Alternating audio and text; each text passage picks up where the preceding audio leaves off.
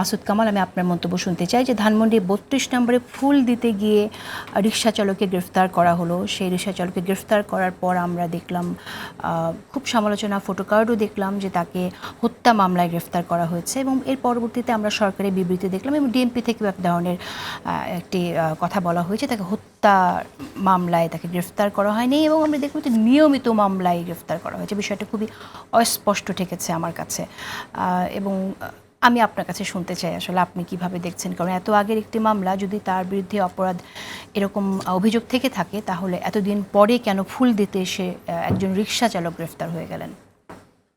দেখেন, ঘটনা মানে আপনার যদি ধারাক্রমটা আপনি বিবেচনা করেন, উনি শুক্রবার দিন গিয়েছিলেন সেখানে ফুল দিতে। এটা ভিডিও আমরা দেখেছি এবং উনি বলছিলেন যে আমি আমার টাকায় ফুল কিনে আমি ওনাকে পছন্দ করি, ওনাকে শ্রদ্ধা করি, ওনার এখানে আমি ফুল দেব।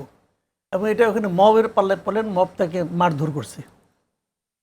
মারধর করার পর আমাদের মানে আপনার করিতকর্মা পুলিশ বাহিনী, ওনারা যারা মারধর করেছেন তাদেরকে কিছু বলেননি, যিনি মার খেয়েছেন তাকে নিয়ে থানায় গেছে এবং মার খাওয়া ব্যক্তিকে 2024 সালের 4 আগস্ট, মানে হাসিনার পতনের একদিন আগের ঘটনা, সায়েন্স ল্যাবরেটরিতে একটা ঘটনা ঘটেছিল। সেই ঘটনায় একজন লোক আহত হয়েছিলেন, একজন তার গুলি লেগেছিল এবং 2 মাস হাসপাতালে ছিলেন। এটাই হলো হত্যা প্রচেষ্টা। এই হত্যা প্রচেষ্টা মামলায় যেখানে বলা হয়েছিল যে শেখ হাসিনা এবং ওবায়দুল কাদেরের নির্দেশে আওয়ামী লীগ, যুবলীগ, ছাত্রলীগ এরা মিলে এবং পুলিশও ছিল মানে ইয়ের মধ্যে, তারা সবাই মিলে এই ছেলেটাকে মারতে গিয়েছিল, এই জন্য হত্যা প্রচেষ্টা। কারণ এর মধ্যে মামলাগুলো, আমাদের এখানে যে মামলাগুলি হয় সেখানে কিছু অজ্ঞাত লোক থাকে। তো অজ্ঞাত হিসেবে এই আজিজুর রহমান যিনি রিকশা চালক, তাকেও দেখানোর পর তাকে নিয়ে গিয়ে পরের দিন শনিবার দিন তাকে নিয়ে কোর্টে যাওয়া হয়েছে। কোর্ট তাকে বলছে, তাকে আদালত থেকে বলছে তাকে জেলে পাঠিয়ে দেওয়া হোক, কারণ মামলার তদন্তের স্বার্থে সে বাইরে থাকলে তদন্তের মধ্যে একটা বিরাট ঝামেলা করতে পারে। সে প্রভাবশালী লোক, তো এই ভয়ে তাকে জেলে পাঠিয়ে দিয়েছে। আজকে সরকারের টনক নড়ছে যে কাজটা কি ঠিক হলো, অথবা এটা কি একটা আমাদের জন্য প্রশ্নের মুখোমুখি হতে পারি আমরা। এটা চিন্তা করে ওনারা আজকে ব্যাখ্যা চেয়েছেন ওসি সাহেবের কাছে যে তুমি এই কাজটা কেন করছো, ব্যাখ্যা দাও। আবার ডিএমপি তারা আবার আরও এক দফা অগ্রসর। তারা যেটা করছেন যে লোকটাই কাজ করছে, ওসি এবং যে মানে এসআই, তাদের গত কয়েক মাসের কর্মকাণ্ড কি ছিল এটা নিয়ে আবার খোঁজ খবর শুরু করছেন। এখন দুই দিকে কিন্তু সে পড়ে গেছে। এখন ঘটনাটা লক্ষ্য করেন, 2 দিন আগে আমরা শুনলাম যে প্রথম উপদেষ্টার তথ্য সচিব উনি বলেছিলেন যে যদি কোনো 15 আগস্টে কোনো কর্মসূচি গ্রহণ করা হয় তাদের বিরুদ্ধে আইনানুগ ব্যবস্থা নেওয়া হবে। তো 15 আগস্টের কর্মসূচির সঙ্গে আইনের কি সম্পর্ক? আইনের সম্পর্ক আছে যদি আওয়ামী লীগের কোনো রাজনৈতিক কর্মকাণ্ড হয় তার ব্যাপারে আইন নিতে পারেন আপনি, কিন্তু 15 আগস্টের সঙ্গে আইনের কি সম্পর্ক আছে? একজন লোক 15 আগস্টে তার বঙ্গবন্ধু মারা গেছে, এই জন্য উনি শোক প্রকাশ করতেই পারেন। এবং আমরা এটাও দেখেছি যে 32 নম্বরের সামনে ছাত্র দলের কিছু লোক ওখানে ছিল, তারা কিন্তু বলছে যে নাম প্রকাশ করা হয়েছে, পত্রিকা দেখছেন, আমরা এখন বলতে চাই না আমি, এবং তারা কিন্তু বলছে যে আমরা এখানে আসছি যাতে নেই কোনো কেউ এই ধরনের কর্মসূচি করতে না পারে। 32 নম্বরের সামনে যে পার্ক আছে, যে একের ওপারে যে পার্ক, সেখানে ডিজে পার্টি করা হয়েছে। তো এগুলো কোনো সমস্যা হয় না, কিন্তু আইন শৃঙ্খলা লঙ্ঘিত হয়েছে যারা ফুল দিতে গেছে তাদের ব্যাপারে। একটা ভিডিও দেখলাম, একজন ভদ্র মহিলা, বয়স্ক মহিলা, ওনার হাতে দেখলাম 2টা ছোটো ছোটো ফুল। উনি বলতেছেন যে আমি তো ওনাকে তো হত্যা করা হয়েছিল এই বাড়িতে, আমি এই জন্য শ্রদ্ধা জানাতে আসছি। আপনি শ্রদ্ধাও জানাতে দেবেন না একজনকে? মানে শোক প্রকাশ অথবা শোক প্রকাশ না করা, এটা কি বাধ্যতামূলক হতে পারে কোনো আইনে, পৃথিবীর কোনো আইনে? আচ্ছা, সেটা হলো এখন মানে তার বিরুদ্ধে এখন যেটা হলো যে ওই আমি শেষ করি একটা বাক্যে, পুলিশ কিন্তু 14 তারিখে বলেছিল যে ওনাদেরকে নাকি এখানে তৎপর থাকার জন্য প্রধান উপদেষ্টা মানে আপনার প্রেস সেক্রেটারি নির্দেশ দিয়েছেন, ওই নির্দেশনা অনুযায়ী তারা এখানে তৎপর হয়েছেন। এখন ওই নির্দেশনা পালন করতে যায় তারা তাকে একজনকে ধরে নিয়ে গেছে। এখন এইটা করে যে এসআই এই রিপোর্ট লিখেছে, আমার ধারণা সেই বিপদে পড়তেছে। এখন যে বিপদে পড়তেছে তার এখন গত 1 মাসের কর্মকাণ্ড ক্ষতি দিতেছে।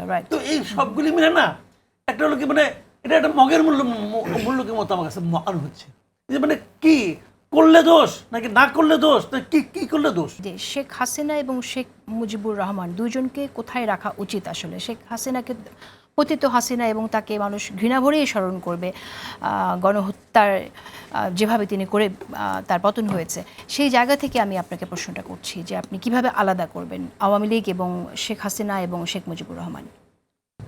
তিনটে আলাদা আলাদা বিষয়।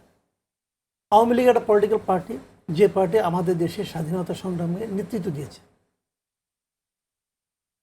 শেখ মুজিব, বঙ্গবন্ধু শেখ মুজিব, উনি সেই স্বাধীনতা সংগ্রামের নেতা ছিলেন। তারপর তিনি দেশ স্বাধীনতার পর ৭২ সালে এসে উনি ৩.৫ বছর দেশ শাসন করেছেন এবং খুবই ব্যর্থতার পরিচয় দিয়েছেন, চরম ব্যর্থতার পরিচয় দিয়েছেন আমার বিবেচনায়। শেখ হাসিনা উনি ওনার কন্যা এবং সেই সঙ্গে আওয়ামী লীগের একসময় সভানেত্রী হয়েছিলেন এবং একসময় মানে আপনার স্বৈরাচার বিরুদ্ধে আন্দোলনও করেছেন, এরশাদের বিরুদ্ধে। ৯৩ সালে প্রধানমন্ত্রী হয়েছেন, ৯৩ থেকে ২০০১ পর্যন্ত দেশ শাসন করেছেন মোটামুটি ভালোভাবে। ২০০৮-এর নির্বাচনের মাধ্যমে ২০০৯ থেকে উনি ২০২৪ পর্যন্ত যে শাসন করেছেন, এর মধ্যে প্রতিদিনই তিনি আগের দিনের চেয়ে বেশি স্বৈরাচারী হয়ে উঠেছেন এবং সর্বশেষ উনি একজন স্বৈরাচারী শাসক হিসেবে ওনার পতন হয়েছে। এই হলো তিনজনকে আমি যদি ক্যারেক্টারাইজ করি আর কি এভাবে। এর মধ্যে আমি যেটা পার্সোনালি মনে করি, যেহেতু আলোচনাটা 15 আগস্ট নিয়ে হচ্ছে, আমি শেখ হাসিনা আলোচনাটা করতে চাই না, এখানে ওটা তো গেছে গন কেস। আমি শেখ হাসিনাকে মূল্যায়ন করি যে উনি বাংলাদেশের জন্য মানে সবচেয়ে ক্ষতিকর ব্যক্তিদের মধ্যে একজন। আমি পার্সোনালি ওনাকে এরকম মনে করি এবং আমি এটাও মনে করি যে বাংলাদেশে ওনাকে আর প্রত্যাবর্তন করার কোনো সুযোগ নেই। উনি এবং ওনার পরিবার মানে শেখ পরিবার বলতে যা আছে এটা বাংলাদেশের জন্য ক্ষতিকর, এটা আমি মনে করি আর কি পার্সোনালি।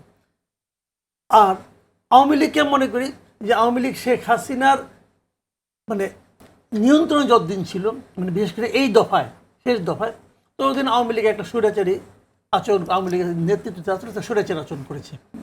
তার মানে আওয়ামী লীগকে যারা সমর্থন করতো তারাও স্বৈরাচারী হয়ে উঠেছিল, এটা মনে করি না। আমি সংক্ষেপে বলতেছি, ডিটেল বলতে বলে পরে বলবো।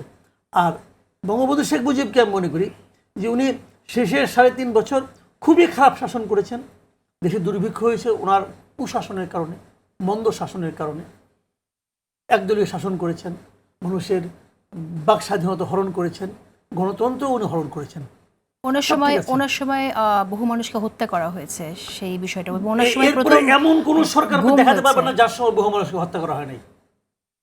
বাংলাদেশে এরপর যতগুলি গভর্নমেন্ট আসছে এমন কোন সরকার দেখাতে পারবেন না যার সময় বহু মানুষের হত্যা হয় নাই। ভাই আর কেউ রক্ষী বাহিনী রক্ষী বাহিনী থেকে শুরু করে যেভাবে হয়তো রক্ষী বাহিনী বানায় অন্য কোনো বাহিনী বানাইছে না, তাহলে কি তিনি সেই পথ দেখানোর দায়টা ওনার থাকে না? নিজেরা পথ আবিষ্কার করে নেয়, কেউ পথ দেখায় না ভাই, পথ নিজেরা আবিষ্কার করে নেয়।